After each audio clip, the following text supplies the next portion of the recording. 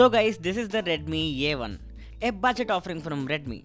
So let's open the box and see what's inside.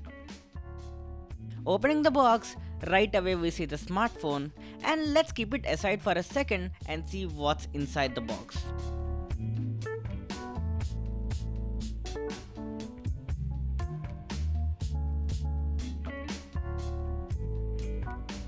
It has a micro USB cable, not C-type, and a charging brick. This is a 10-watt charger, so yeah, it is a slow charger. And yeah, that's it. This is what you get inside the box. There is no TPU case provided. Now let's peel the plastic and see the phone.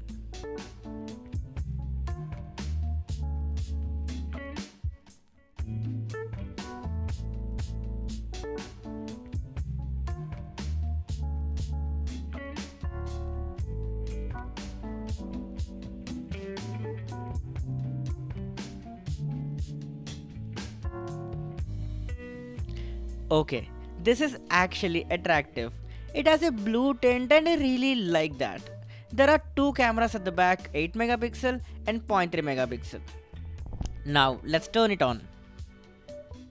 Okay, I'll set up the phone and I'll use it for a while and I'll get back to you after 24 hours to give my initial thoughts. So now it's been 24 hours since I started using this phone, and let's start with the overview. First of all, this is a little heavy phone. Not quite heavy, but a little. It weighs in around 192 grams and you definitely would feel that when you start using it. Actually, most of this weight comes from the bigger battery this phone packs in, which is 5000 mAh. I will talk about the battery life in the later part of this video. So now starting with the look, I definitely feel that it looks good. It doesn't look premium and all, but considering the price, it looks decent. And this blue color is something that I really like. This back also has a little texture to it. I don't know if you could see it on camera or not, but yes, it basically gives a cool vibe to it. Now onto the display. This is an LCD panel and it's just an okayish display. I mean, the words are clearly readable and the text is sharp. The only problem that I felt with this phone is the max brightness on this phone is very less. So under very harsh sunlight, you might face some problems with this. But other than that, it's okay.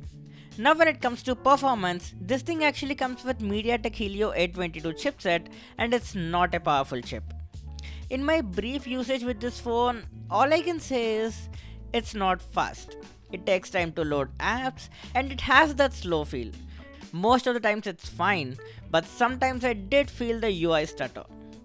Also, this is an MI phone, right? But if you see it, it runs stock Android.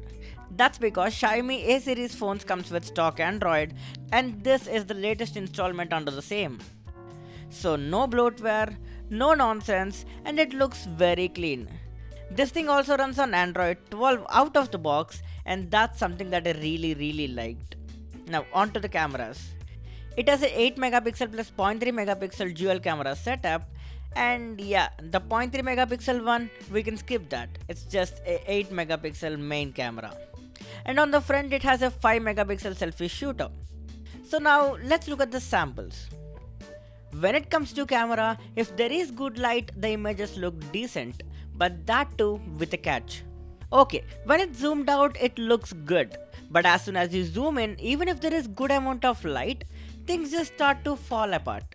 And this might be because of the smaller sensor that this phone has. And moving to selfies, they are not at all good. It just wasn't able to handle a lot of light and kinda blows away the picture. Now coming to night photos, to my surprise, it just does not have a night mode. And these are the samples. It's kinda expected, they don't look good. Battery. This phone has a 5000 mAh battery and as far as I can say, this is the most promising thing on this phone. In my usage though, the battery life has been fairly good and I expect the same because it's a slower chipset combined with a lower resolution LCD panel. So keeping all that and also considering that it's 5000 mAh, I think this should have a pretty good battery life. Anyway, I'll give you my complete detailed thoughts in my full review, so stay tuned for that. Subscribe the channel, and that's pretty much it about the video. Hope you guys like it. If you did, Smash that like button and I will talk to you in my next video.